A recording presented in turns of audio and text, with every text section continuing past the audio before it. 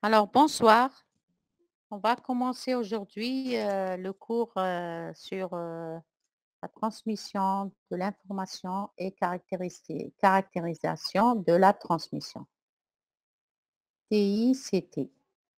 Principalement, nous allons voir aujourd'hui un peu parler de généralité sur la théorie de l'information.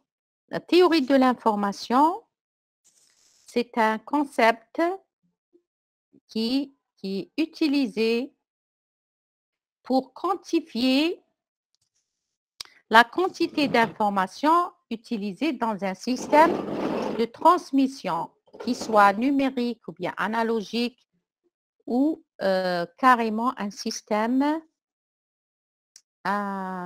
basé sur les réseaux. Donc, on va expliquer ce concept qui a été établi pour la première fois par Shannon. Alors, il a défini, parce que l'information, quand on dit, c'est quoi l'information? Donc, pour vous, c'est quoi l'information? Est-ce que Un quelqu'un signal, peut... madame. Non, pas forcément. Pas forcément un signal. Pourquoi? C'est quelque chose de nouveau. Absolument. C'est ce qu'on ne connaît pas. Par exemple, si je vous dis, voilà, ça, c'est une table. Est-ce que je vous ai donné une information? Non. Parce que tout le monde sait que c'est une table. Je vous montre une table et je vous dis, voilà, ça, c'est un tableau, par exemple. Vous n'allez rien apprendre de ce que je vous ai donné, n'est-ce pas? Est-ce que je vous ai donné une information? Non, parce que vous la connaissez déjà. Par contre, si je vous dis, si je vous apprends, comme on ne le fait pas en présentiel, comme on ne le fait pas en présentiel, je ne peux pas vous donner des exemples vivants pour vous décrire qu'est-ce que c'est qu'une information. Par exemple, je ne sais pas, je vous dis par exemple quelque chose que vous ne connaissez pas et lorsque je vous le donne, là vous dites voilà, ça c'est une information parce que je ne connaissais pas auparavant. Donc c'est une information pour vous. Cette information, par exemple, je vous dis ça, je ne sais pas, je sais pas. Par exemple, dans un milieu de guerre, par exemple. L'ennemi, il y a l'ennemi, lorsque quelqu'un vient donner une information sur l'ennemi, eh ben, elle est la bienvenue parce que l'adversaire ne connaissait pas. Donc, pour lui, c'est une information qu'il pourra exploiter par la suite. D'accord. Mais cette information, il n'y a pas un moyen de la quantifier, c'est-à-dire de dire est-ce que j'ai beaucoup d'informations ou la peu d'informations, etc. Comment le savoir? C'est moyennant le théorème ou bien moyennant les études qui ont été faites et publiées par le fameux Claude Shannon.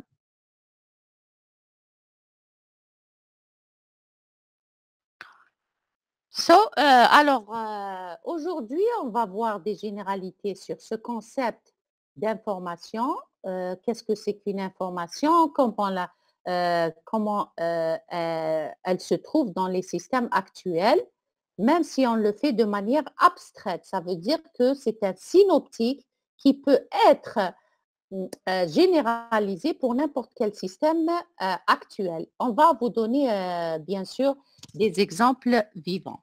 Alors, pour commencer, c'est quoi? Donc, théorie de l'information. Par exemple, je veux transmettre un message. Ce message-là, il peut être sous forme de texte, de fichier, image, son, vidéo, etc., multimédia, etc. Cette transmission, elle aura lieu à travers un canal, ce qu'on appelle un canal, c'est-à-dire un support de transmission. Ce canal, il peut être un télégraphe, un téléphone, fax, télévision, ligne satellitaire ou bien carrément de l'air libre. parce que d'une antenne émettrice à une antenne réceptrice, on transite par de l'air libre. Par exemple, deux questions se posent fondamentalement. Quelles sont? Est-ce que c'est nécessaire de tout envoyer? Jusqu'où puis-je compresser ce message? Et aussi, quelle est la vitesse avec plutôt la vitesse maximale avec laquelle je vais transmettre dans le canal choisi. Donc, la théorie de l'information, elle fournit des réponses moyennant des outils mathématiques pour répondre à ces deux concepts. L'entropie, elle est définie par la quantité d'informations moyenne. C'est ça l'entropie. Je suis à Bebzouar, il y a des soutenances qui sont en train de se faire. C'est pour ça que vous entendez les you-you. Hein. Je suis dans mon bureau et là, c'est... Alors, j'ai dit que les outils pour répondre à ces deux concepts qui sont l'entropie et la capacité de transmission à travers... Alors, toutes ces études-là, parce qu'un concepteur d'un système de transmission qui soit analogique ou bien numérique, par exemple des réseaux, etc., il se soucie combien d'informations le canal peut tolérer, c'est-à-dire peut permettre de passer sans être corrompu. L'information pour qu'elle, entre l'émetteur et le récepteur, l'information soit dans son intégralité, transmise dans son intégralité sans être corrompue. Donc, il y a des conditions à vérifier pour que le canal, plutôt le transmetteur, ne dépasse pas la capacité du canal. Un canal, il a une capacité, on ne peut pas lui injecter n'importe quelle quantité à transmettre. D'accord? Donc, ces outils mathématiques qui sont sous forme d'algorithmes de codage, par exemple, si je veux compresser l'information redondante, je la transmets pas, je la transmettrai une seule fois. Et pour cela, il y a des algorithmes qui permettent de compresser le message pour optimiser. Parce que ne perdez pas de vue que transmettre, ça veut dire l'information dans un système numérique, le message, il est sous forme, qu'il soit fichier, image, son, etc. Mais lors de sa transmission, c'est-à-dire au niveau de la couche physique, lors de sa transmission, ce message-là, c'est une série de bits. D'accord? La forme la plus élémentaire de la transmission, ce sont des bits. Et ces bits-là, c'est une série de bits. Donc, comme je l'ai dit, on peut comprendre. Voilà ce que j'allais dire. Voilà, un bit, c'est un coût. Transmettre un bit, ça veut dire c'est un coût. Donc, il faut faire le compromis entre la quantité d'information et le coût de transmission. Donc, c'est la raison pour laquelle il y a des algorithmes qui permettent de compresser l'information au maximum pour rester dans un coût abordable. Tout ce qui est redondant sera transmis une seule fois et à la réception, bien sûr, on utilise les mêmes algorithmes ou bien les mêmes méthodes de codage pour décompresser le message. Alors, on peut schématiser un schéma de transmission de manière synoptique. Donc ici, vous avez la source.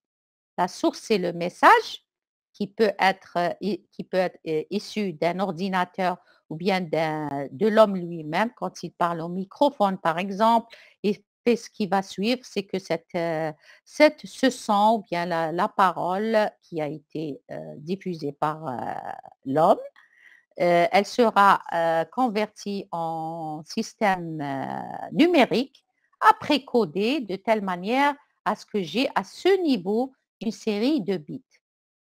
D'accord? Ensuite, le canal de transmission. Le canal de transmission, comme je l'ai dit, il y a diverses formes de canal de transmission. Ça peut être l'air libre, ça peut être la fibre optique, le signal acoustique, l'enregistrement mécanique, etc. Et là, quand je transmets, par exemple, à travers un canal, il y a ce qu'on appelle les perturbations qui viennent s'ajouter à notre message. Par exemple, un bruit de fond thermique qui est dû tout simplement à l'agitation des composants du système utilisé, par exemple. Ou bien les erreurs de lecture, d'écriture, le bruit de fond acoustique, la pluie, le vent, etc. Tout ça vient dans les transmissions satellitaires effectives. Également, il y a l'espace, il y a des bruits qui peuvent être s'ajouter et perturber la transmission, ce qui va un peu la corrompre. C'est la raison pour laquelle nous avons besoin de rajouter ce que on appelle les codes correcteurs d'erreur parfois pour corriger l'erreur. Je n'ai pas parlé proprement dit, je vais le faire, je crois, ici, voilà, codeur, ou bien, voilà, ici, je vais le parler. Ça, c'est juste pour vous dire que sommairement, et bien sûr, le message, quand il arrive à la destination, on fait les opérations inverses. Par exemple, si on veut que l'homme récupère ce qui a été dit par l'autre homme, donc on fait les opérations inverses, on va décoder et par la suite, on va faire une conversion numérique analogique pour que le message soit écouté de l'autre côté. Voilà sommairement comment se présente ce système de transmission de manière bien sûr générale. Alors j'ai dit que en ce qui concerne ce schéma-là, on peut le voir aussi autrement. Par exemple, j'ai une source, je parle, le canal, l'air. Ça, c'est juste pour détailler ce que je viens de dire. OK, la destination, tu écoutes le bruit sonore, etc. En ce qui concerne maintenant, si je veux détailler plus, la source, elle est là, par exemple. Attendez, j'ai une source. Je vais écrire un peu, par exemple, voilà. Je vais écrire, par exemple, ici, j'ai une source. Ça peut être, par exemple, ici, un microphone. D'accord? Un microphone ou par exemple, j'écris, je vais faire Naya, j'ai un microphone. La personne, elle parle. Donc ici, automatiquement, je n'ai pas détaillé parce que il peut y avoir ici, par exemple, un bloc qui fait la conversion à analogique numérique. D'accord? Ensuite, un codeur, quel est le rôle du codage de source? Bon, j'ai pris ici codage de manière, comment dirais-je, généralisée. Parce que le codage, il y a deux types de codage. D'accord? Il y a le codage de source, il y a le codage de canal. Le codage de source, qu'est-ce qu'il fait? Il fait la compression. Donc, il élimine toute redondance par rapport au message. Parce que le message, je vous ai dit, on ne code pas la même information deux fois. Donc, on utilise un certain type de codage pour éliminer les redondances et compresser ainsi mon message. Le deuxième type de codage qui peut être appliqué aussi, c'est par rapport aux erreurs. Donc, ici, j'élimine la redondance et là, je rajoute de la redondance. Comment? Par exemple, en utilisant des codes correcteurs d'erreurs. Et les codes correcteurs d'erreurs, par exemple, je rajoute 2 bits pour la correction des erreurs. Par exemple, j'envoie une série de bits, un message, bien sûr, une séquence, et elle est, par exemple, paire. Et à la réception, je récupère une séance impaire. Donc, je sais, là, je m'aperçois qu'il y a, euh, qu'il y a, qu'il y a eu des erreurs. Et donc, les erreurs vont corrompre le message. C'est la raison pour laquelle je peux... je suis en train de dessiner avec le doigt. OK. Pardon. Ça fait rien pour monter. Voilà. Alors, j'ai dit, c'est la raison pour laquelle je vais utiliser un code correcteur d'erreur pour corriger toutes ces erreurs-là et permettre au message d'aboutir à la destination en bonne forme. Ah, quand le message transite par le canal, je vous ai dit tout à l'heure que le canal, il peut avoir différentes formes. Donc, le bruit, bien sûr, ou bien les perturbations de manière générale vont s'ajouter au signal et donc déformer l'information. Plus le bruit est important, plus la déformation ou bien la distorsion est importante. Au niveau du décodeur, à partir à l'issue à la sortie de mon canal, je vais faire les opérations inverses. Ça veut dire que si j'ai utilisé un codage, de source, je vais utiliser ici la même chose, un décodage de source et je vais utiliser ici un décodage de canal. D'accord? Et bien sûr, le récepteur, s'il veut, il veut écouter, bien sûr, il y aura un deuxième microphone à ce niveau-là. Alors, de manière générale, la source peut être très variée. Comme je viens de le déterminer, plutôt décrire dans le texte, c'est pas la peine que je lise parce que j'ai expliqué ici. Ça, c'est quelques mots pour vous pour éviter de prendre des notes. Donc, il peut s'agir par exemple d'une voix, d'un signal électromagnétique, une séquence de symboles binaires, n'importe quelle, la vidéo, le multimédia, etc., l'audio, etc. Le canal, il peut être des lignes téléphoniques, liaison radio, un support magnétique, optique. Il peut se faire dans l'espace ou dans le temps. Le codeur, bon, ici, j'ai représenté uniquement le codeur de source, par exemple, pour combattre les effets de bruit, etc.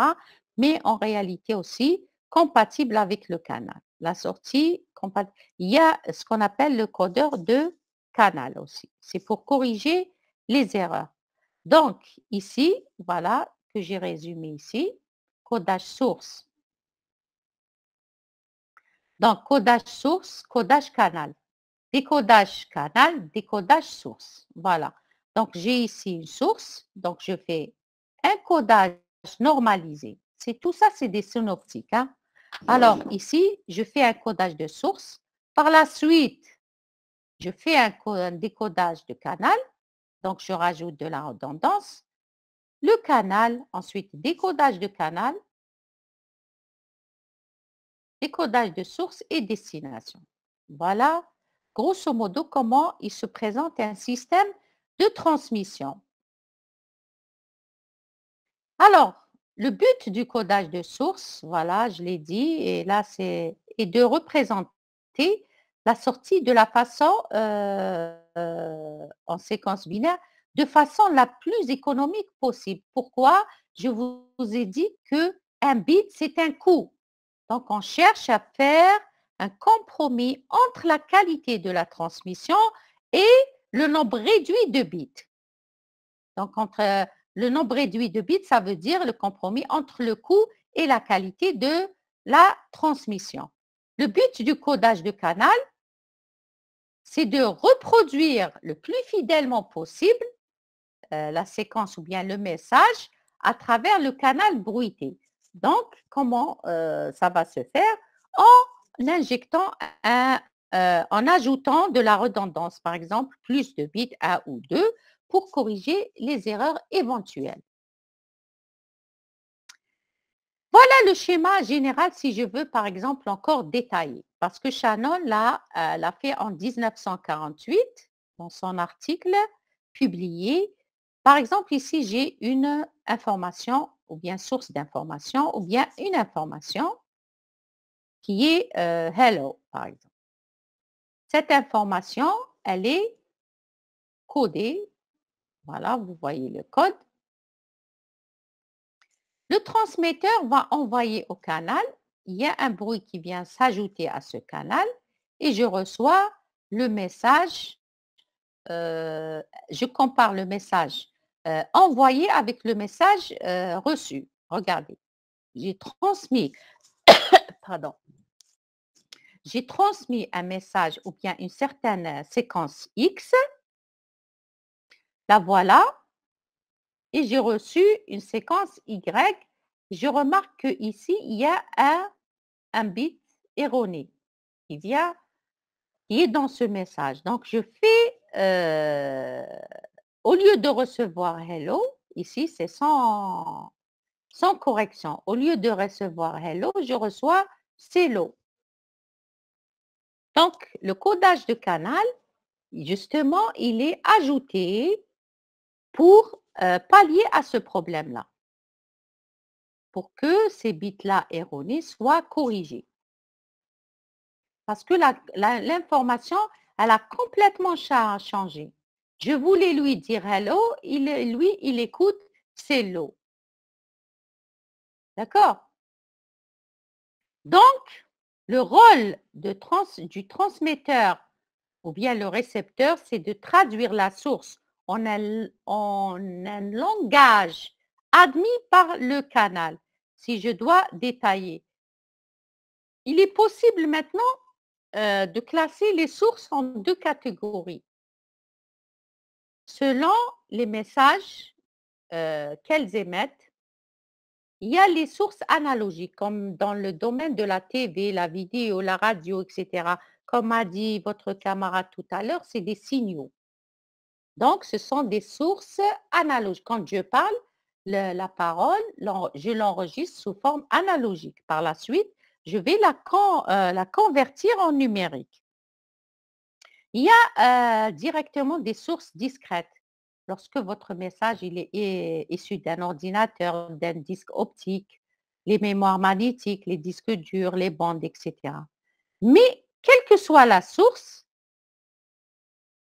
l'information doit être transmise sous forme d'une série de bits, c'est-à-dire numérique. Comme je vous ai dit, à l'échelle, par exemple, la couche physique, lorsque vous essayez de toucher avec votre propre main votre message au niveau de la couche physique, vous allez envoyer, par exemple, vous prenez votre main, vous avez une quantité de bits et vous placez bit par bit dans le support ou bien le canal de transmission. Et c'est la même chose. Donc, à l'état, par exemple, voilà, le message, il sera transmis sous forme numérique. Donc, le codage de source, il est chargé avant qu'il fasse du codage, il faut qu'il numérise, hein. Ça veut dire qu'il va transmettre, il va convertir de l'analogique vers le numérique. Donc il va changer le format, de l'information selon que la source soit, continue, voilà, c'est ça, analogique ou bien, discrète. Discret, c'est le numérique, hein.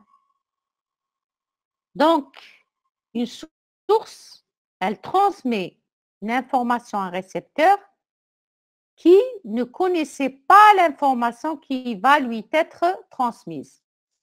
Ça veut dire je vais lui transmettre, non pas ce qu'il connaît, mais je suis censée transmettre ce qu'il ne connaît pas.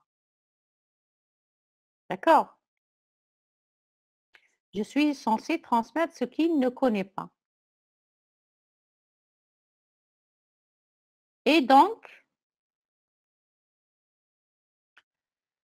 qu'est-ce que je disais? Voilà. Une source d'information émet en général un message non déterministe, ce qui rend cette information intéressante, puisque son caractère, il est imprédictible. Par exemple, regardez, je veux dire, je vais commencer ma phrase. Je vais commencer ma phrase par vous dire bu, BU. Alors, vous allez tous avoir des propositions. Quelqu'un parmi vous, il va me dire quoi, par exemple, quand je vous dis bu? Hmm? La suite de bu, c'est quoi? Vous ne savez pas ce que je voulais dire. C'est imprédictible, n'est-ce pas? Quelqu'un va me dire bureau, par exemple. Il va deviner, il dit, voilà, elle voulait dire bureau. Quelqu'un d'autre, qu'est-ce qu'il va dire avec un but? Vous pouvez mettre dans le chat, hein. Allez, qu'est-ce que vous allez dire? Buée, par exemple, voilà. Bus, le but, etc. Bureautique, etc. Buvette, très bien. Donc, on n'a pas tous la même, on ne devine pas tous de la même manière ce qui va se passer. C'est la raison pour laquelle on dit que l'information, plus elle est imprédictible, plus elle est intéressante. Par exemple, je dis que j'ai beaucoup d'informations lorsque je n'arrive pas à deviner ce qui va ce qu'ils vont me transmettre ou bien ce que j'expecte, d'accord? Si je connais, ça veut dire que le taux d'information, de la quantité d'information est faible parce que je peux deviner ce que l'autre va me dire ou là, ce qu'il va m'envoyer. Par contre, le caractère, il est imprédictible, là, je dis que j'ai beaucoup d'informations. C'est comme ça que ça fonctionne. Euh, Aussi, ce que je voulais dire, pardon, voilà, c'est la prédictibilité du message. Plus elle est importante, plus on a une grande quantité d'informations. Je vais revenir sur ça lorsqu'on va, voir les outils de mesure de la, quantité d'informations. Par exemple, ici, je vais juste parler, de ces 2 catégories de sources. J'ai dit tout à l'heure que nous avons, 2 sources. On a les sources discrètes sans mémoire et les sources discrètes avec mémoire. C'est quoi une source discrète sans mémoire?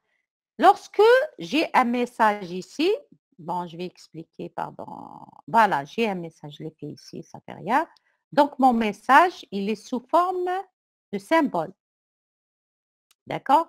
Alors, le langage utilisé pour une source, on dit une source ou bien un alphabet. D'accord? Une source ou bien un alphabet. Les éléments de l'alphabet ou bien de la source sont appelés éléments ou bien symboles. On dit qu'on a une source de 5 symboles ou bien 5 éléments. On dit on dispose d'un alphabet et l'alphabet, c'est le message, hein. La source, c'est le message. Donc, je dis que j'ai un alphabet composé de 5 éléments, ou bien 5 symboles ou bien 5 caractères. Et le N, c'est la longueur de l'alphabet ou bien de la source. C'est la longueur de l'alphabet ou bien de la source. Alors, l'association de tous ces symboles, éléments ou bien caractères forme le message à transmettre. Donc, la transmission ou bien la transmission d'un message revient tout simplement à transmettre une séquence ou bien une succession de symboles appartenant à la même source ou bien au même alphabet. Une succession de symboles, on peut dire caractères. Par exemple, dans un exercice, on dispose d'un alphabet composé de 12 caractères ou bien, je vais vous dire 12 symboles, ça dépend. Donc, la terminologie qui est utilisée, c'est alphabet, source, élément, symbole et caractère. N, c'est la longueur de la source, c'est-à-dire le nombre d'éléments du message. D'accord? Et chaque symbole XI, alors ici, c'est XI en index, hein. XI, chaque symbole qui est XI, celui-là en index, hein. Celui-là en index. Il possède une probabilité d'apparition ou bien d'existence. Par exemple, tel symbole existe avec une probabilité de 5%. Tel symbole existe avec une probabilité de 12%, par exemple. On appelle, puis à chaque symbole est associé une... voilà, donc je vais rajouter un slide juste pour expliquer. Un slide juste pour insertion, voilà. Nouvelle diapo. Voilà. Je vais allumer ça. Et voilà. Il a disparu.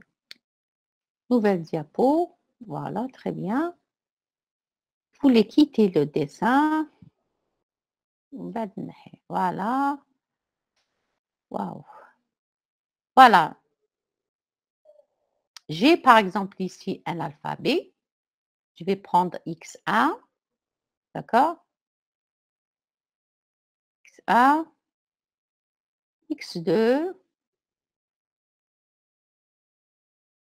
Etc. Jusqu'à X7 par exemple. Hein. C'est un exemple. Jusqu'à X7. Ça, c'est mon message, OK? C'est mon message que je veux transmettre. OK? Alors, à chaque symbole,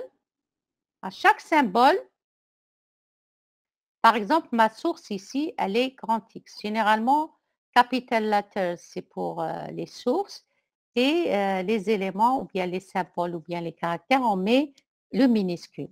Donc, à chaque symbole, il possède une probabilité d'apparition ou bien d'utilisation. D'accord? Ça, c'est, voilà, un ensemble équivalent. Par exemple, je dis que tel symbole, il apparaît avec une probabilité de 5%. L'autre, mais vous savez qu'en probabilité, hein, qu'est-ce que vous savez? Que la somme, hein, la somme de toutes ces probabilités doit Égal être à 1. égale à 1. 1. Voilà. Pour que ça soit correct. Donc ici, je vais associer à symbole 1 la probabilité petit p1, petit p1. Ici, jusqu'au dernier, ici, petit p7. Et la somme des pi, d'accord, i allant de 1 jusqu'à 7, les pi, hein, doit être égal à 1. Donc, il faut toujours s'associer, vérifier que la somme de vos probabilités, sinon c'est faux. D'accord? Voilà ce que je voulais dire concernant les probabilités d'apparition d'une source. Donc, il faut retenir à partir de ce cours, pour résumer, que nous avons un émetteur a besoin de transmettre un message au récepteur. Comment quantifier comment se fait la transmission à travers un canal? Quels sont les types de codage qui peuvent être opérés au niveau de la source, c'est-à-dire avant le canal et après le canal? Après le canal, c'est généralement les opérations inverses qui vont être opérées par rapport aux opérations inverses par rapport aux opérations qui ont été faites avant le canal. D'accord? Et avant le canal, bien sûr, on fait une mise en forme. Si notre message, il était analogique, on le rend numérique. Ensuite, on le compresse. Ensuite, on rajoute un codage de canal pour pouvoir corriger les erreurs. Et dans certains cas aussi, on fait même une modulation, mais ce n'est pas notre objet. Parce que la modulation, qu'est-ce qu'elle fait? Je ne sais pas si vous avez fait ça avec M. Scan. Vous avez fait, Mazel. La modulation, vous avez fait, s'il vous plaît, vous pouvez répondre, Maléj. Vous avez fait. Il vous a parlé de manière générale. Hein? Alors? Oui, juste de manière Non. générale. Et qu'est-ce que c'est de manière générale la modulation? de manière générale. Hein. Alors, la modulation, de manière générale, c'est quoi? C'est l'adaptation du signal au canal. Ça veut dire que lorsque vous transmettez, vous essayez de transmettre, votre message, il est à une fréquence basse fréquence. Par exemple, pour la voix, elle est de 4 kg. Or, dans le canal de transmission, j'utilise des antennes très minutieuses, c'est-à-dire des antennes petites. Plus l'antenne est petite, plus la fréquence est élevée. Plus j'augmente, je diminue de la fréquence, plus l'antenne, elle est... Donc, c'est par rapport à l'antenne de transmission. J'essaie d'adapter mon signal parce qu'il doit être transmis à travers une porteuse. Donc, parce que le canal, il est à haute vitesse, non pas petite vitesse par rapport à... Donc, on va adapter en termes de fréquence. Je lui fais la modulation, ce n'est qu'un changement de fréquence. Je suis dans les basses fréquences, je passe aux hautes fréquences, tout simplement. Mais comme on ne présente pas dans ce cours le message sous forme d'un signal, etc., on le présente sous forme numérique. Donc, automatiquement, on ne parle pas ouvertement de ça ne nous intéresse pas de parler de la modulation. D'accord? Voilà. Je pense que ce premier chapitre, on a bien introduit dans ce premier chapitre, on a bien introduit. Je vais vous envoyer ce slide-là, tel qu'il est. Donc, ce n'est pas la peine de prendre des notes. Et on passe au deuxième chapitre qui est le vif, bien le travail proprement dit de ce qu'on va faire. Dans le chapitre 2, c'est mon voir, voilà. On va mesurer cette information dont on parle. On va la mesurer. Justement, je vais essayer de profiter aujourd'hui pour faire le cours. Comme ça, en présentiel, on va faire le TD. On va faire une séance de cours et une séance de TD. Et je vais vous envoyer la série au courant de la semaine. Je vais parler maintenant, parce qu'on a 2 heures, n'est-ce pas? Vous avez commencé à 8 heures, c'est ça? Pourquoi 1 heure, Zakaria? Oui. Hein? En fait, 1 heure de cours et 1 heure de TD. Voilà, 1 heure de TD. TD نديرو فيه cours, oui. Vous avez commencé à partir de 8 heures? Non-stop? Oui. Non-stop?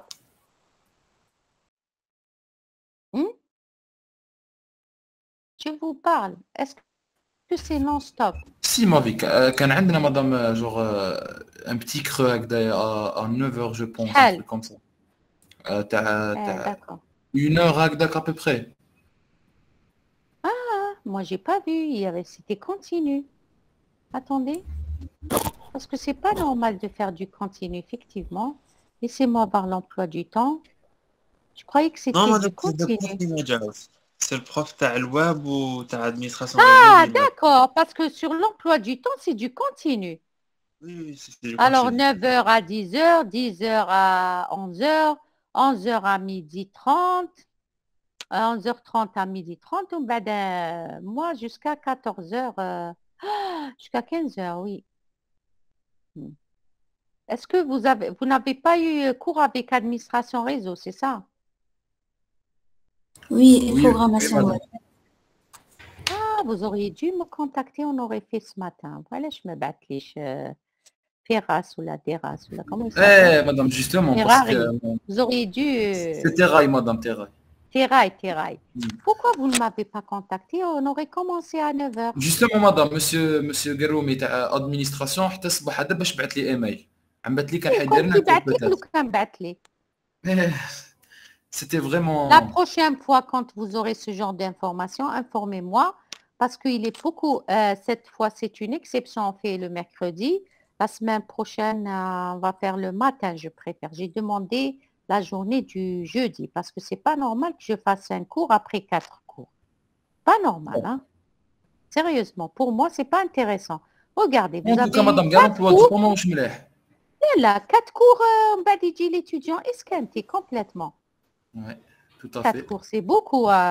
En plus, En mon tout cours, cas, il حنسيو demande... نريقليو كاع l'emploi du temps, madame. راح نسيو Voilà, نريقليو كاع. Anaya, écoutez, Teraï, Oui, vous c'est ça. mettez mes séances le jeudi. Hein. نحي هذه من 13h. D'accord, j'essaie, madame. Par exemple, regardez, on peut prendre de 8h jusqu'à 10h et décaler les autres. Décaler D'accord. Astir et téléphonie.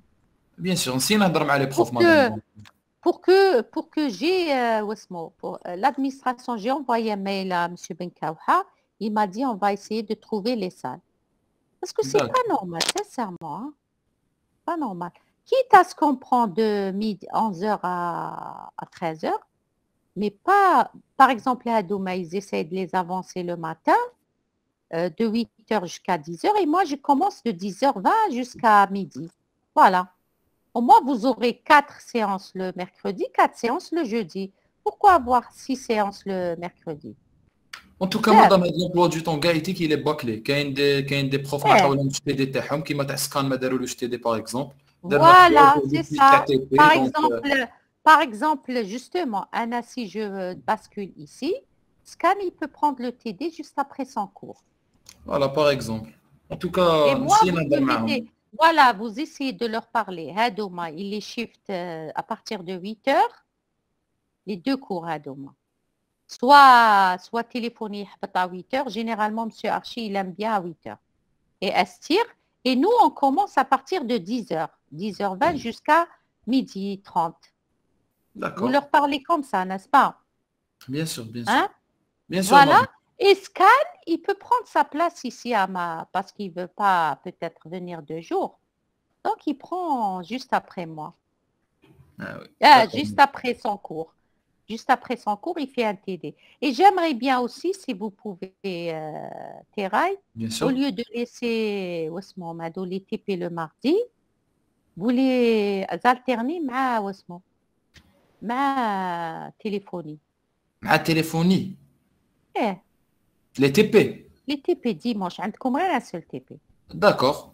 Donc نشوف ثاني. باك تشوفوا IP هايلك. Oui, c'est vrai. IP. Donc, ça veut dire un groupe qui a TP. Et pourquoi ces partages-là? Ça veut dire que vous allez avoir 3 TP, 3 heures de TP. Je n'ai pas compris. En tout cas, madame, il est bâclé. Vous êtes... غلط parce que d'habitude on a... déjà كاين بزاف دي بروف ما لحقلهمش même pas. كاين 2 لا ما فهمتنيش. فهمني هاد la distribution. Regardez, 11, 12, 11, 12. Normalement, il dit 12, 11, n'est-ce pas? 12. Oui. Là, ma fahmtch, vous êtes partagés en 4 sous-groupes, c'est ça? Oui, effectivement. Et donc, 4 sous-groupes, il vaut mieux alterner avec Wesmo, avec un autre TP. Sinon, celui qui fait à 11 heures, il va venir, plutôt, il fait un TP par jour, un seul sous-groupe par jour. Quand on va alterner avec le TP Hadaya, ils ont alterné avec Web, j'ai compris. Ça, le can, il m'alterne ici, c'est mieux, hein. Vous savez qu'on peut faire même 3 TP de cette manière-là. Non, regardez. Qu'est-ce qu'ils ont oublié? Ils ont oublié le TP de scan. Donc, TP de scan ou même TD de scan? TD de scan et TP de scan. TP de scan, ont un problème maison. Bon, si vous alternez-moi le dimanche. Parce que j'ai toujours travaillé le dimanche et jeudi. Donc, je préfère que mon TP monte ici.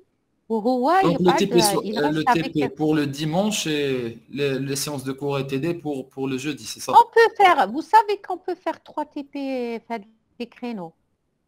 Un sous-groupe, il est chez moi. L'autre, il est en web, par exemple. Plutôt en IP. Plutôt, il est en IP. L'autre, il est en web. Deuxième séance, l'ICAN IP, il va aller en TIC. Ou les ceci, et on peut faire 2.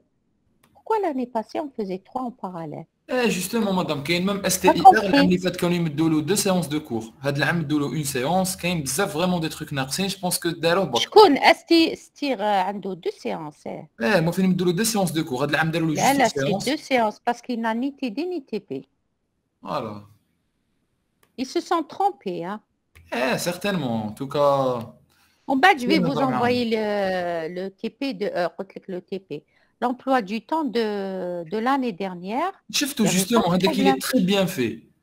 عندنا Ouais. même 3 jours libres في السمانة Voilà, c'est كلش ce que je vous ai c'était dit. C'est ce très que je bien. vous ai dit. Et Hadik, Voilà, vous essayez de vous inspirer de l'emploi du temps de voilà l'année dernière. justement, On j'essaie peut faire de pas 3 TP en totalement. parallèle. On peut faire 3 TP parallèles. Comme ça, un Voilà, étudiant, il vient pour 2 TP, pas uniquement pour un TP. voilà. Voilà. D'accord. Donc, C'est bien noté, merci beaucoup, madame. si vous allez me permettez d'ennehnaya. Bien D'accord? sûr, bien sûr, Keraï. j'essaie. ان شاء الله Je سوا نديرو تاع préfère العام اللي فات سوا نديرو تاع العام اللي فات مدام نهضر مع لادمينستراسيون مع الديبارتمون سينون نديرو كيما قلتي وديمونش نخدمو Voilà, ديمونش. parce que vous serez obligé d'alterner. Donc, vous le D'accord, mettez ici et comment il s'appelle? Scan, vous le mettez avec, comment il s'appelle? Avec web. avec web, d'accord. D'accord. D'accord, Voilà. madame. Et le cours, je préfère garder de 10h jusqu'à midi. Midi Ok, 30. d'accord. وهنا يحطوه à la place de mon cours et ils peuvent mettre le TD de scan. وهنا peut-être, je sais pas comment ils vont faire. ما على باليش est-ce qu'ils vont lui rajouter un cours ou bien يخلوه هكذاك. C'est à lui de revendiquer. Voilà. Alors, on va commencer notre deuxième Wasmo. Je vais partager avec vous Je vais essayer de vous relâcher un peu plus tôt, mais vous n'êtes pas fatigué parce que vous avez fait un seul cours. On va partager le window. Alors, tic 2, voilà. La mesure de l'information. Comment mesurer cette information? Parce que l'information, comme je vous ai dit, je veux savoir, est-ce que j'ai beaucoup d'informations? Est-ce que j'ai peu d'informations? Etc. Shannon il a essayé de résoudre, ou bien il a résolu ce problème-là. Donc, la quantité d'informations qui est contenue dans un symbole. Vous avez vu la dernière fois, quand on a parlé, je reprends, où est-ce qu'il est le slide?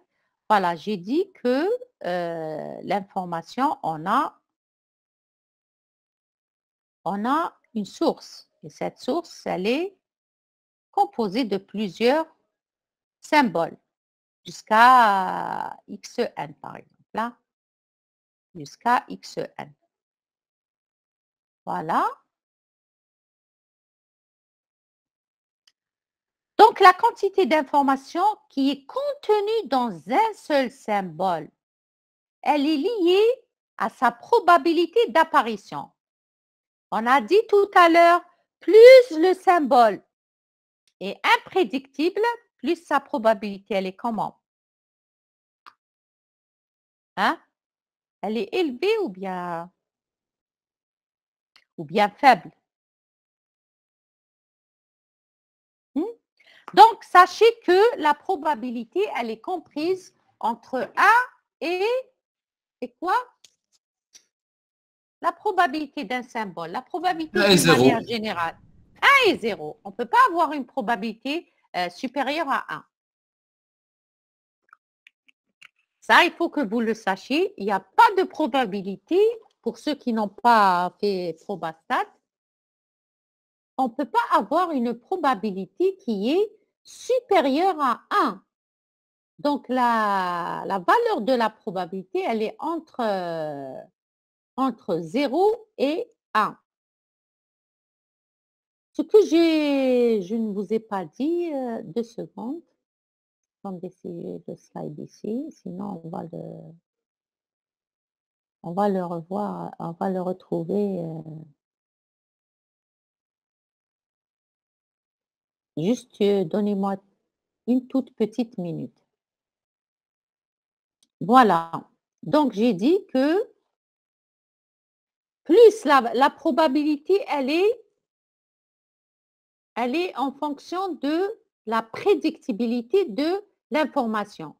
Comme tout à l'heure, je vous ai dit bureau, etc. واحد يقول but, bulle, etc. On peut en déduire que l'information, en général, elle est imprédictible ou bien partiellement prédictible. C'est-à-dire, je peux prédire la moitié de l'information, mais je ne peux pas la prédire totalement. D'accord? Alors, on peut aller plus loin. Qu'est-ce qui est intéressant pour celui qui écoute?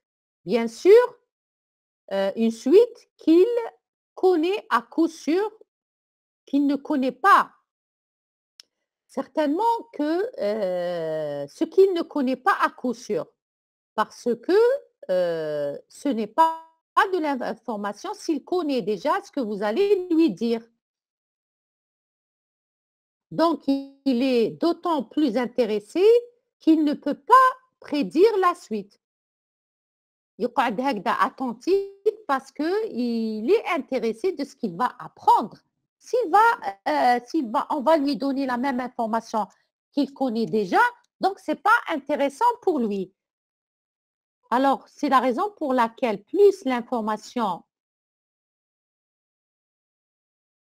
est imprédictible, plus elle est intéressante. D'accord? Est-ce que c'est clair? Je vous parle. Hein? Oula, qu'est-ce qui se passe? Pourquoi ce silence? Ah, vous écrivez, ok. D'accord, très bien.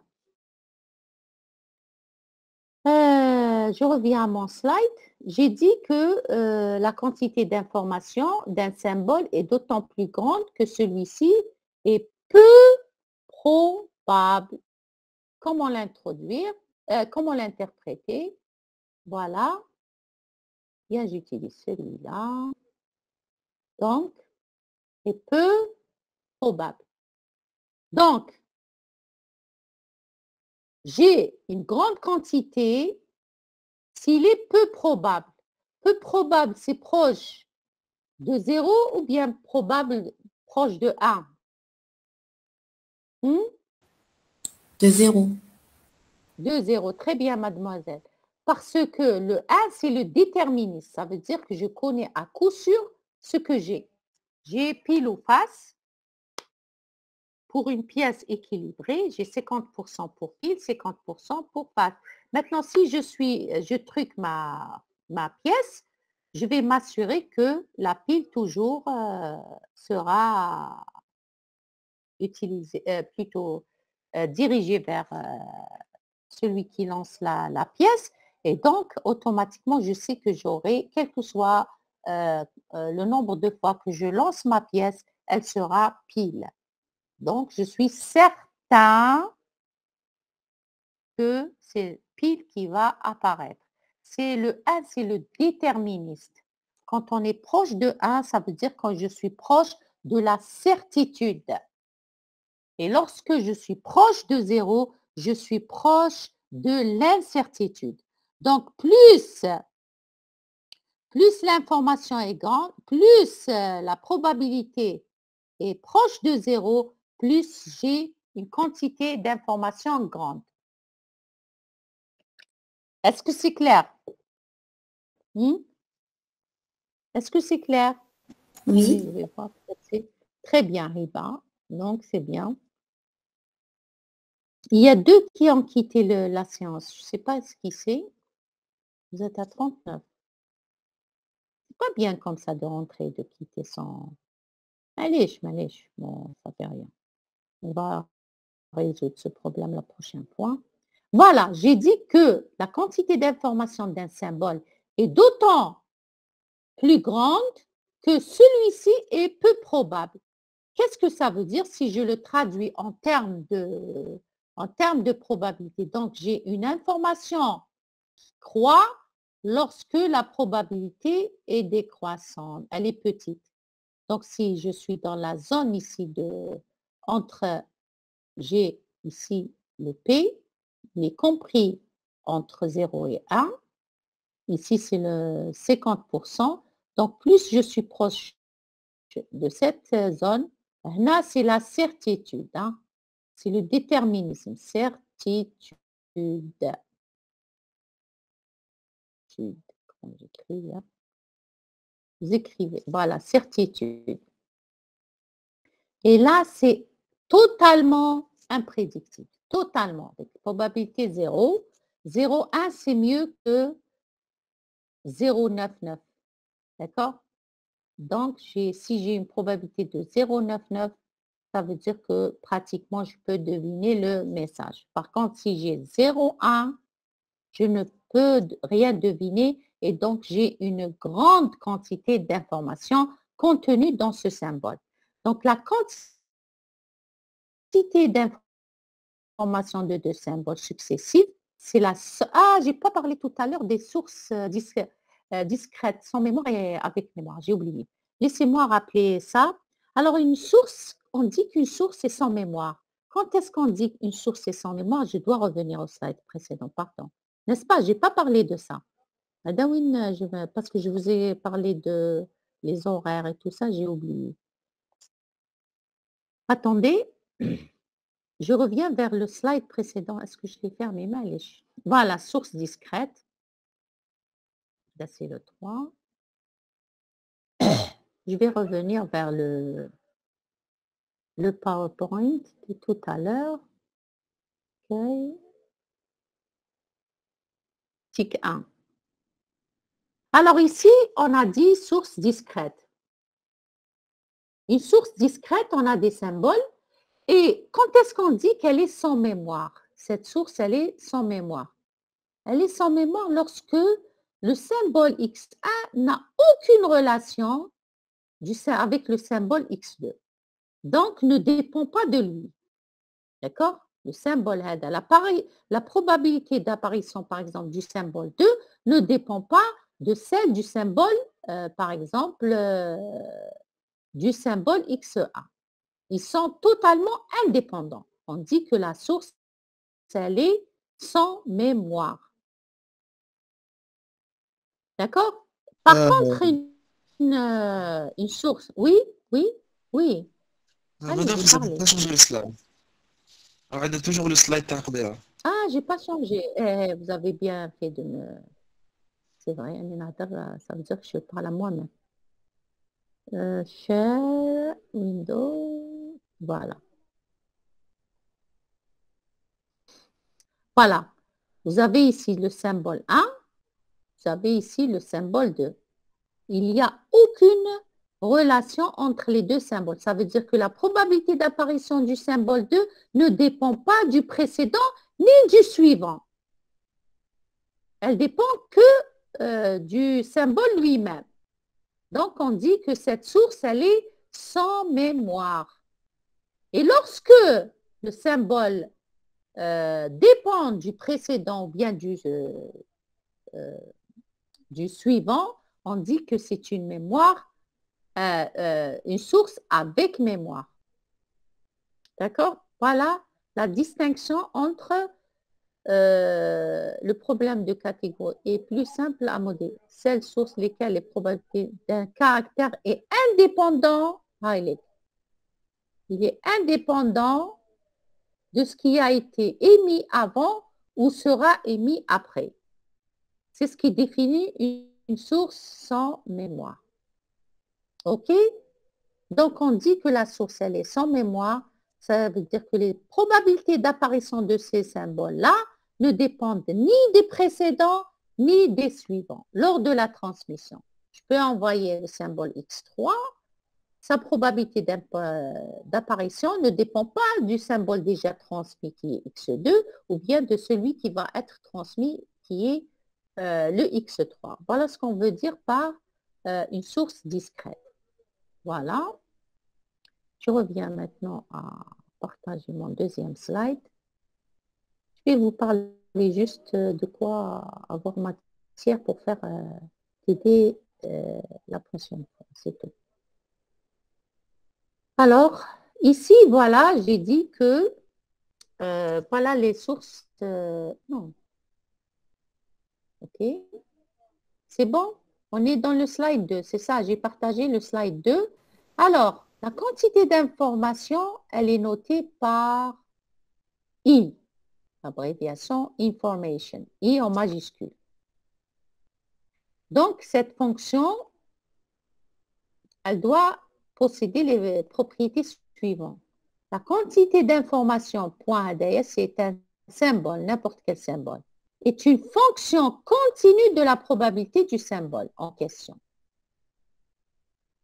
Donc, la probabilité I de PI, PI ou la PK augmente si le PI diminue, comme je l'ai dit ici. N'est-ce pas? Donc, la probabilité, plus elle est petite, plus j'ai plus de quantité d'informations. Regardez ici.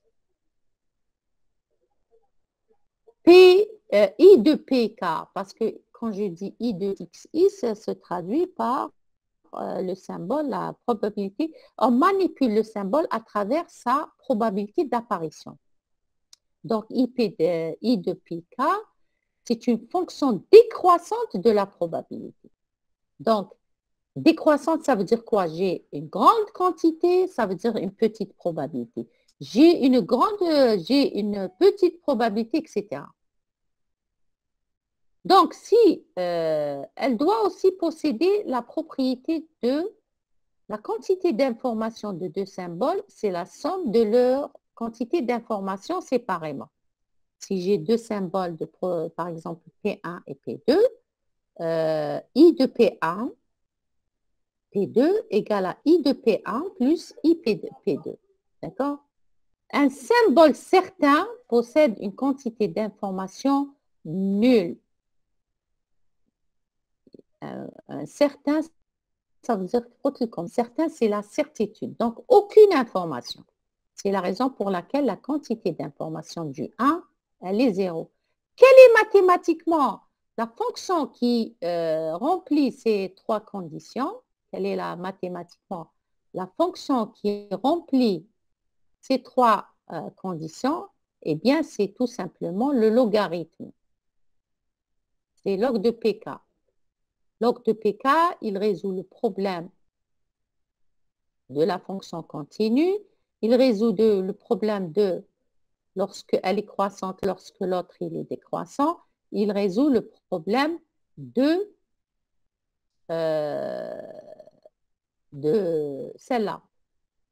La quantité d'information est nulle lorsque la probabilité d'apparition est égale à 1. Mathématiquement, c'est le log de PK qui résout ces trois, mais reste la condition 2, par exemple. Pour obtenir la propriété 2, voilà, pardon, je me suis trompée ici, c'est le 3, parce que c'est lui qui inverse la quantité. C'est le moins. 1 sur PK pour avoir, lorsque celui-là augmente, Hada, il diminue. Vous êtes d'accord avec moi? C'est tout à fait normal. Vous l'avez fait. Alors, le premier, il résout celui-là, la somme. Par contre, celui-là, qui est deuxième, parce que si je numérote, deuxième, il est résolu par l'inverse. D'où la quantité d'information d'un symbole xk, c'est moins log p de k. Bien tout simplement, c'est le logarithme de 1 sur p de k. Ça, c'est la première formule. OK? C'est la première formule.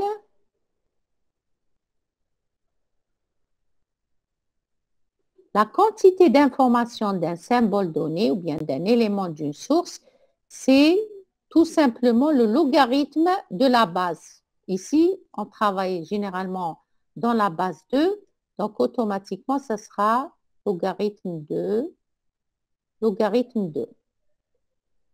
D'accord?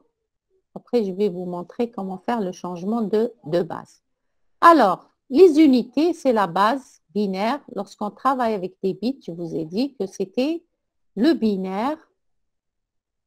Donc, base 2, si la probabilité elle est de 1/2, quelle est la quantité d'information? Donnez-moi, c'est 1 bit. Pourquoi? Pourquoi? Pourquoi c'est 1 bit?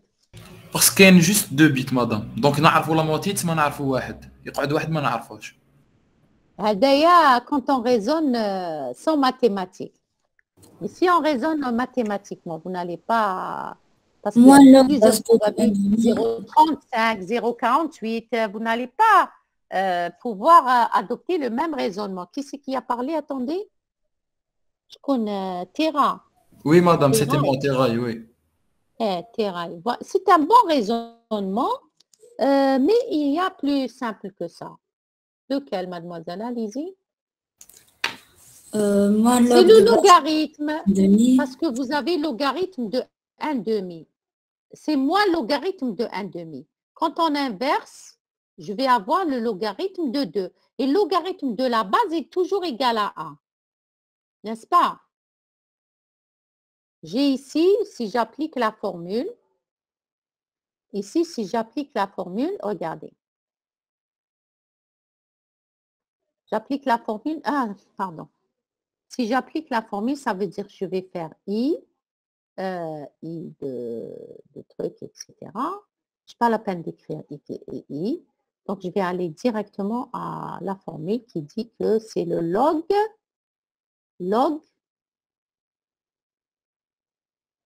logarithme à base 2, parce que je suis dans le binaire, c'est moins log de quoi? C'est moins log de PK, n'est-ce pas? Donc, moins log de 1 demi. Vous êtes d'accord? Si je devine rien du tout, la calculatrice, moins log à base de 1 demi. Et si je suis un peu intelligent, qu'est-ce que je fais? Je continue. Non, ça sera log et j'inverse. Vous êtes d'accord? Parce que comme déjà la formule, le moins, je le fais rentrer à l'intérieur. Donc, vous êtes d'accord? Hein? Vous êtes d'accord? Bien sûr, madame. Bien sûr. Et comme juste un rappel pour savoir. Donc, je vais avoir ici log à base 2 de 2. Oh là là, les étudiants, comment ils sont? Les étudiants qui sont en train de parler dehors. 2 secondes. Hein.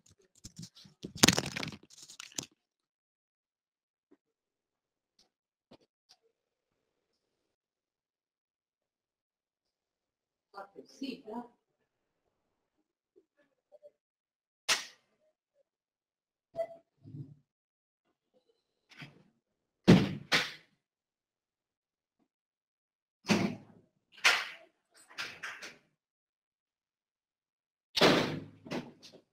Voilà.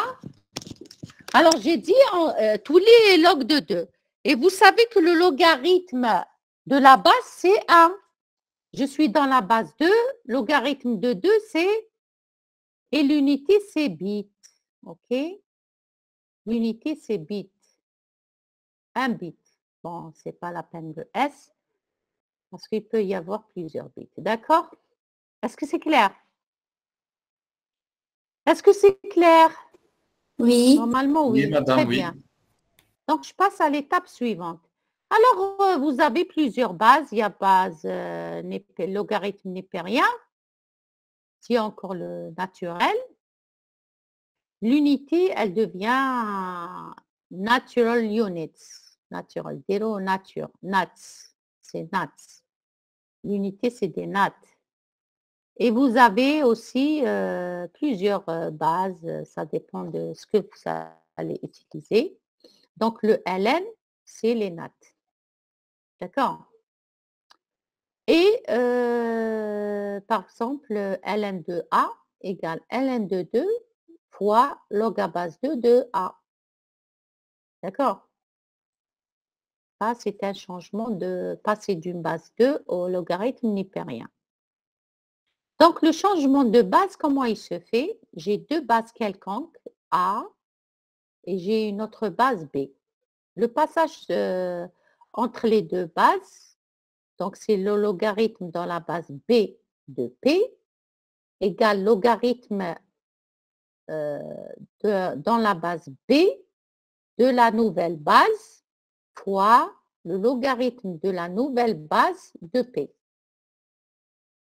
Et comme ça, vous allez pouvoir basculer entre deux, faire le changement de base entre deux bases quelconques.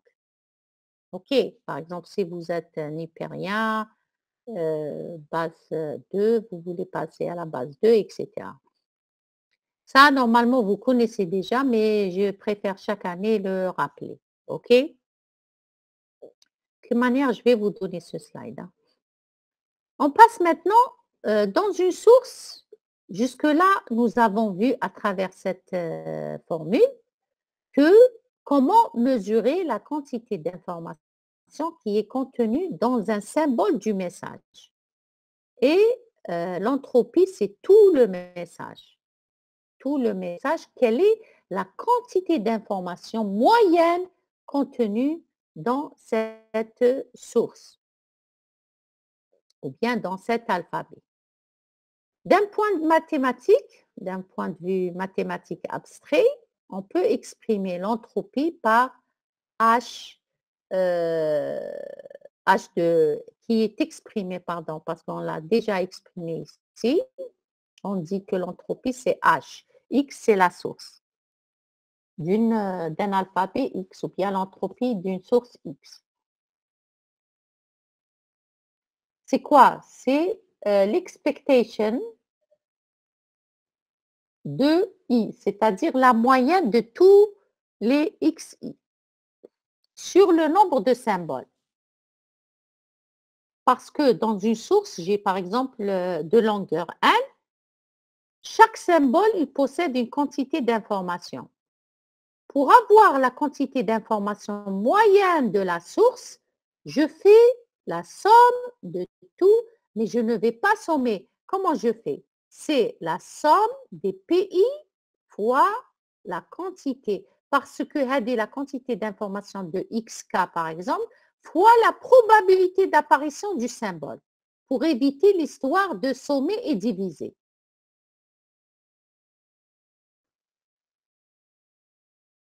Je ne sais pas si vous voyez ce que je veux dire. Thomas, par exemple, regardez, mathématiquement, je vais parler, hein. J'ai une classe, comme vous, par exemple, une section qui est composée de 50 étudiants. Les notes, je parle des notes, hein. Les notes de chacun d'entre vous, c'est 13, l'autre 14, l'autre 5, 6, etc. Si on me demande la moyenne de la section, comment je fais? Comment je procède? La somme de les notes divisée par le nombre d'étudiants. Très bien. Pourquoi diviser par le nombre d'étudiants? Parce que c'est une moyenne, madame. Eh, c'est une moyenne. Même Hadi, c'est une moyenne. Hadi aussi, c'est une moyenne. Pour votre information. Madame, 10 notes, donc il faut diviser par 10. نلقاو une seule note à la fin. Voilà, je n'ai pas divisé. Pourquoi ici, je n'ai pas divisé? Comme c'est une somme, c'est une moyenne et je n'ai pas divisé. Pourquoi? Hein? Pour la valeur du la virgule, madame. Là, j'ai dit.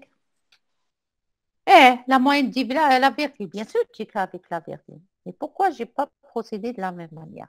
Parce que tout simplement, si j'applique ce principe-là à la moyenne TACOM, comment je procède? J'applique ce principe. Hein. Vous allez voir qu'on obtient les mêmes résultats, sauf que vous ne voyez pas. Le secret ou bien la raison est tout simplement parce que vous avez la même probabilité d'apparition. Qui est de combien? Elle est de combien la probabilité TACOM? Et 1 sur le nombre d'étudiants. voilà, 1 sur 50. N'est-ce pas? Fois 14 plus 1 sur 50 plus 13, 1 sur le, etc. Donc, je vais faire sortir, mathématiquement, je vais faire sortir Le 1 sur. مدام بصح هذه ماشي ليسبيرونس ماتيماتيك. Et a dit à l'espérance mathématique. C'est ce que j'essaie de me rapprocher. C'est de l'espérance mathématique. Parce qu'il y a ce qu'on appelle une moyenne statistique et une moyenne normale. On retrouve le même résultat. D'accord? Maintenez, monsieur. Ici qui a parlé. Oui, madame, que j'ai compris. Vous avez compris? Oui. Vous avez fait le résultat dans votre tête. Oui, madame. Zakaria, c'est ça? Non, Ben Asman. Ben Osman, très bien. J'ai dit que si je fais ça, par exemple, j'ai 1 sur 50, 1 sur 50, 1 sur 50, donc j'ai 50 fois 1 sur 50. Hein? Oui, donc avec le 1 sur 50, on خرجها. Le facteur en commun. Voilà, c'est ça. Tout simplement. À la bien, on divise par 50. فهمتوني ce que je veux dire? Est-ce que vous avez compris, Ben Osman? Oui, madame, j'ai compris. خلاص. باش نقول لكم باللي la même chose. لو كان هنايا عندنا la même probabilité d'apparition, on fera la même chose. هذا ce que je voulais vous dire. Donc, c'est le produit, c'est la somme, sauf que ici, ماشي كامل عندهم 1 sur 50. واحد 1 demi, واحد 0,5, 0,3, 0,2, 6. Il faut que la somme des probabilités soit égale à 1. Comme ici, 1 sur 50, 1 sur 50, 1 sur 50. Donc, c'est 50 sur 50 qui est égal à 1. La prochaine fois, TD, je vais reprendre ça mathématiquement. OK? Elle est exprimée en bits. Fahmtouni ce que j'ai voulu vous transmettre. Les filles, OK? Vous avez compris tous? Très bien. OK, je passe. Très bien. Mathématiquement, vous avez compris. Très bien. Donc ici, mais on va reprendre ça en TD la semaine prochaine au tableau. Alors, la formule, elle est bien ici. Là, donc, on va l'encadrer. Voilà. L'espérance ou bien on aboutit à ça. C'est la même chose. Elle est exprimée par bit ou bien Shannon par symbole. Bit par symbole. Un Shannon, après avoir fait l'étude de ce problème-là, ils lui ont attribué le nom du bit. Le bit, on peut dire Shannon ou bien bit, c'est la même chose.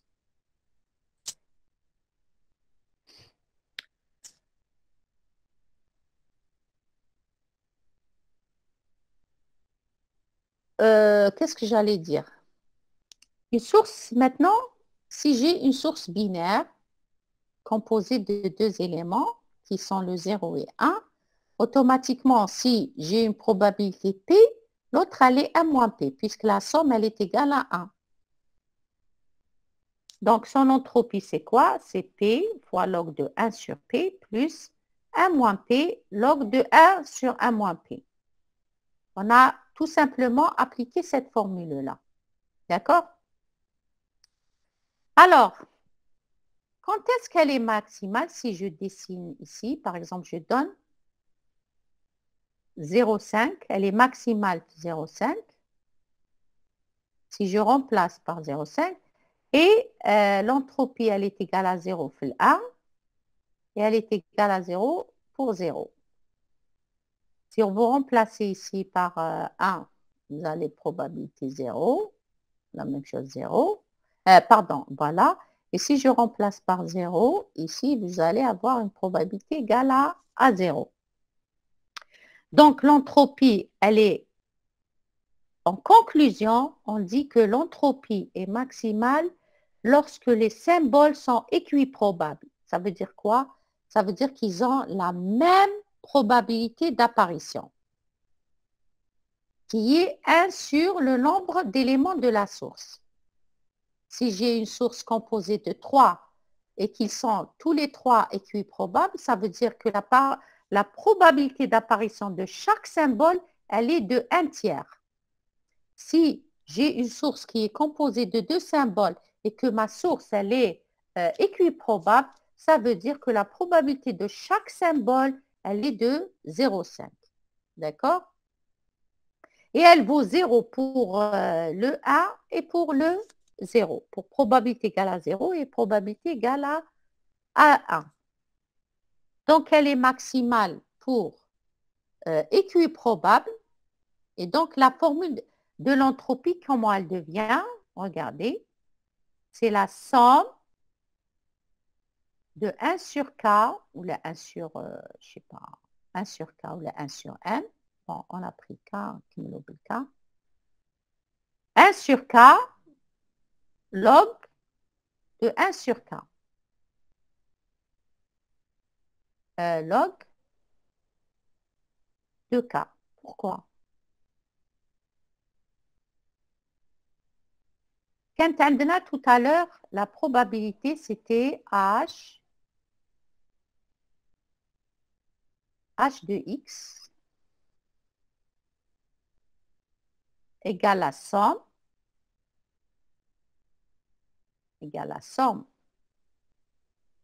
de PI fois log de quoi? 1 sur PI, n'est-ce pas? Hein?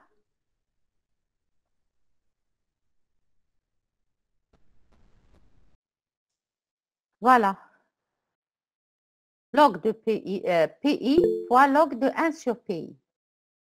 Lorsque les PI sont tous égaux, dans la main, ils sont équiprobables.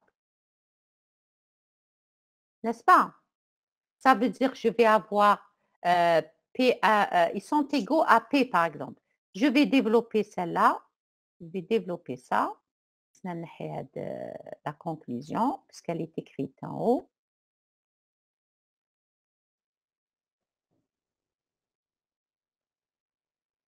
C'est ce que je voulais démontrer tout à l'heure. Hein.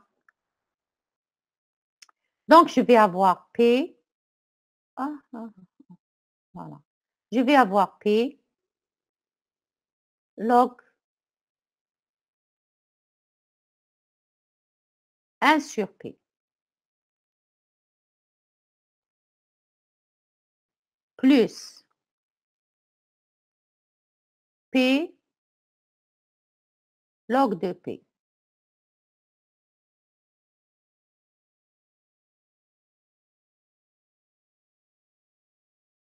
Parce que la probabilité, ils ont la même probabilité P. C'est moi P. Par exemple, j'ai une source qui est composée de 7, par exemple. Là. Plus, on le 7e. Tac, tac, tac, tac, tac, tac, tac. Et je suis au 7e. Donc, P log de 1 moins P. Jusque-là, je suis bien. Ben Osman. Oui, madame. Jusque-là, je suis bien. Oui, madame. Très bien. Alors, qu'est-ce que je fais mathématiquement? Mathématiquement, on dit le P log de 1P qui est commun. Donc, je le fais sortir. P log de. Et on sait que, je n'ai pas remplacé le P par 1 sur le total. Où est-ce que je suis 1 plus 1, n'est-ce pas? Tel 7. Vous êtes d'accord? Hein? Ben Osman. Ben Osman. Oui, madame. Donc, j'ai 7 fois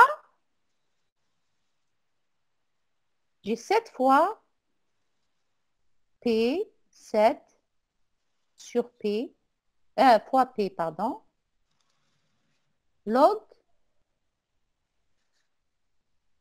C'est ce que je voulais vous démontrer tout à l'heure. Log de 1 sur P. OK. Et comme on sait que le P, c'est quoi? J'ai 7 symboles. Chaque symbole, il prend 1 sur 7, puisqu'ils sont équiprobables.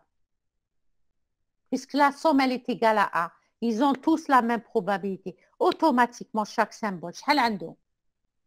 Quelle est sa probabilité d'apparition? C'est automatiquement 1 sur 7. Vous êtes d'accord? Oui. Donc, Donc, ça sera... Hein? 7 fois 1 sur 7, 1 c'est... sur 7. Oui. Hein? Pardon? 7 7 fois 1 sur sur 7. 7, donc c'est 1 sur 7. Voilà. Dès que je clique à les moyennes. 1 sur 7. Log de 1 sur 7.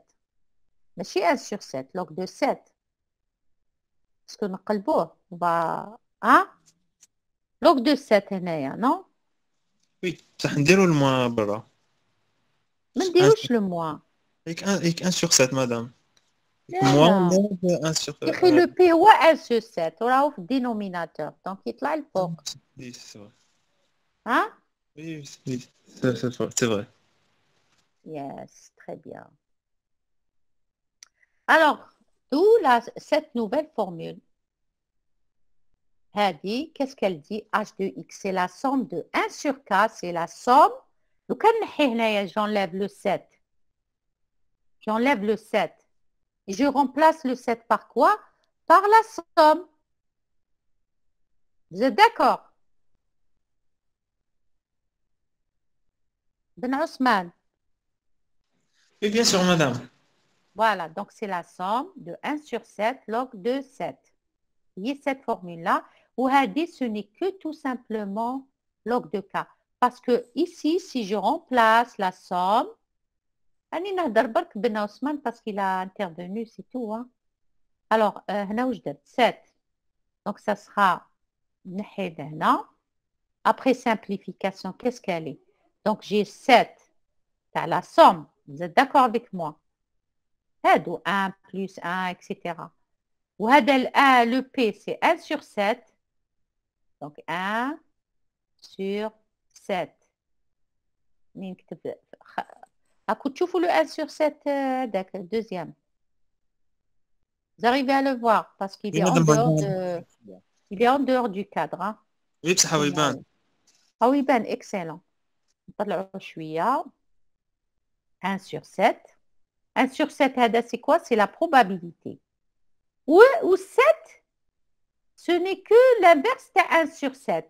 1 sur P, donc le P tana, c'est 1 sur 7, automatiquement le 7, il monte en haut. OK? Est-ce que c'est clair? Dites-moi si c'est clair, parce que je ne reviens pas vers le chat. Oui, madame, oui. Excellent. Moussaoui, excellent, très bien. Donc, si je simplifie, regardez, si je simplifie, je retourne à mon slide. Alors, Hada avec Hada, ils vont disparaître. Qu'est-ce qu'il me reste? Log de 7. Où est ma source? Je fais les éléments 7. Donc, la formule, elle devient tout simplement log de K, qui est la longueur de la source. Est-ce que c'est clair? Normalement, c'est clair. Dites-moi si c'est clair ou pas. C'est clair normalement. Très bien. Voilà, on a démontré que lorsque la source elle est équiprobable, il suffit juste de prendre le logarithme de K. Tout simplement. Parce que tous les symboles, ils ont la même probabilité d'apparition. Donc, si je veux connaître la quantité d'informations moyenne d'une source et que cette source, elle est équiprobable, je prends directement le logarithme de la taille, de la longueur de la source. Ce n'est pas la peine de redémontrer ça lorsque vous faites vos exercices parce qu'on l'a démontré ici. Donc, vous pouvez utiliser ce résultat tel qu'il est. D'accord? Alors, maintenant, sur l'entropie d'une source, pour K égale à 1, l'entropie, on a vu qu'elle était limitée par 2 valeurs. La valeur maximale, c'est log de K. La valeur minimale, c'est 0. Donc, l'entropie, elle est supérieure ou égale à H2 supérieure ou égale à 0 et elle est inférieure ou égale à log de K. On a vu que le max c'était pour équiprobable. Donc ici, le max, c'est pour équiprobable lorsque la source elle a plus que 2 éléments, pas forcément 2, 3, 4, 5, n'importe quelle valeur. Donc cette valeur-là, c'est elle la valeur maximale. Donc elle est bornée, la valeur de la quantité d'information d'une source est bornée par deux valeurs qui sont le 0 et le log de la source, qui est la valeur maximale. Est-ce que jusque-là, ça va? Jusque-là, est-ce que ça va? Oui, Normalement, ça va. Très bien, mademoiselle. Attendez, je vois qui c'est. Lina. Lina a été assis, très bien. Donc, ce qu'il faut retenir avant de passer à autre chose, c'est que une source, elle est composée d'un certain nombre de symboles et que chaque symbole, il possède une probabilité d'utilisation ou bien une probabilité d'apparition. À travers cette probabilité, je peux calculer la quantité d'informations qui est contenue dans ce symbole. Est-ce qu'elle est grande? Est-ce qu'elle est petite? Elle est grande lorsque la probabilité elle est proche du zéro, c'est-à-dire imprédictible. Elle est petite lorsque on s'approche de la certitude, c'est-à-dire la valeur de la probabilité, elle est proche de 1. Maintenant, si je veux connaître la quantité d'informations moyenne de toute la source, ce n'est que la somme de PI fois log de 1 sur PI. Et si ma source, elle est équiprobable, ce n'est que le logarithme de la taille de la source. Voilà ce qu'il faut retenir dans cette première partie. Est-ce que c'est clair? On passe maintenant, il ne nous reste pas beaucoup de temps. Il nous reste combien? 20 minutes? 10, attendez. 15 minutes, non? Il est 42, on peut dire 45. On n'a pas fait de pause, mais j'espère que vous n'êtes pas fatigué, non? Vous êtes fatigué?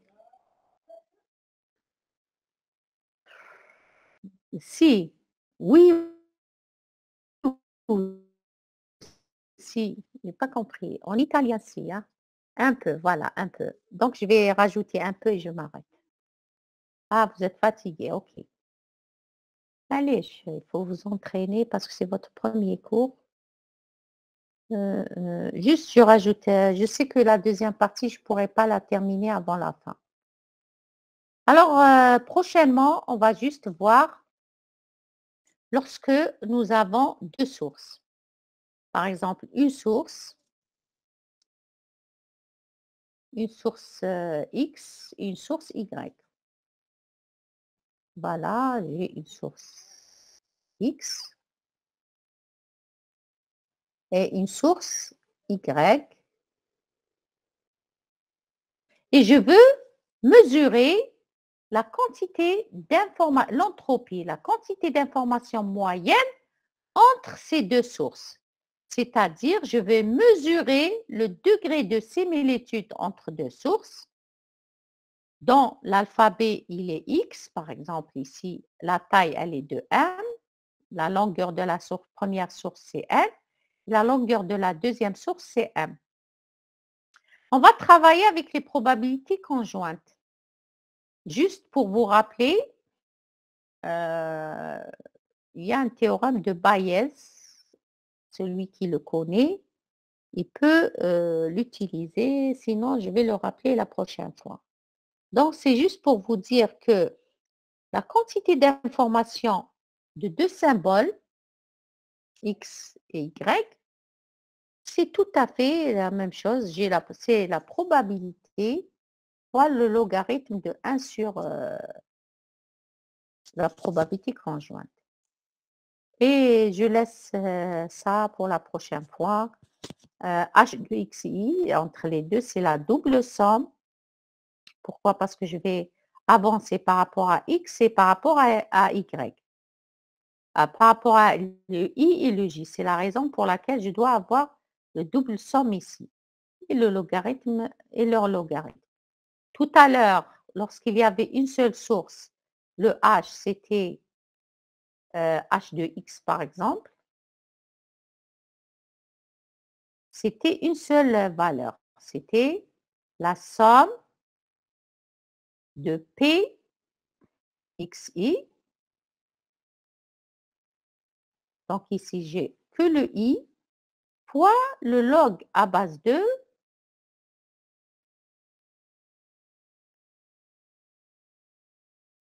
log à base 2 de 1 sur p de xi. 1 sur p de xi. Lorsqu'on a une probabilité conjointe, on rajoute les probabilités conjointes et on travaille avec de cette manière-là. Donc, ce cours, je ne pourrai pas le terminer parce que je vais démontrer beaucoup de choses, vous voyez, etc., etc. C'est la raison pour laquelle je le laisse pour next week. OK?